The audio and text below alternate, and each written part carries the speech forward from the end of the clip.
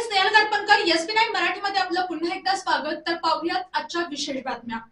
मध्य प्रदेशातील महेश्वर घाट येथे गोदा ते नर्मदा पुण्यश्लोक अहिल्यादेवी होळकर जलयात्रा 2026 चा भव्य आणि ऐतिहासिक समारोप उत्साहपूर्ण वातावरणात पार पडला. धार्मिक, सांस्कृतिक आणि पर्यावरणीय संदेश देणारा हा सोहळा मोठ्या जल्लोषात साजरा करण्यात आला. तर पाहूयात आजची सविस्तर बातमी. या जलयात्रेचे आयोजन देवेंद्र फडणवीस यांच्या मार्गदर्शनाखाली व जलसंपदा मंत्री राधाकृष्ण विखे पाटील यांच्या नेतृत्वाखाली करण्यात आले होते.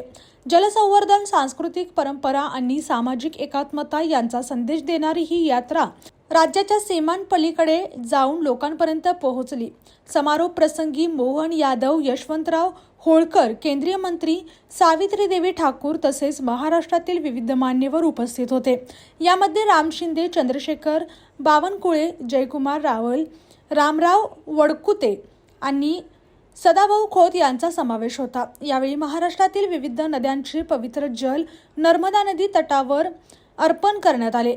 पारंपरिक पूजा, आरती आणि भक्तिमय वातावरणात हा सोहळा अधिकच दिव्य झाला.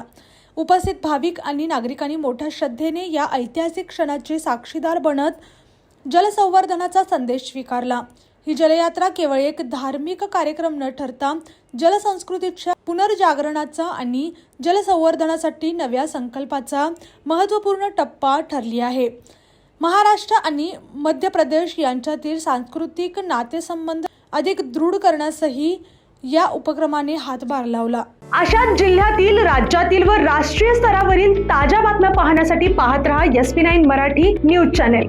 या चॅनेलच्या माध्यमातून विविध क्षेत्रात उल्लेखनीय कार्य करणाऱ्या मान्यवरांच्या प्रेरणादायी मुलाखती तसेच महत्त्वाची माहिती आणि घडामोडी आपल्यापर्यंत पोहोचवल्या जातील.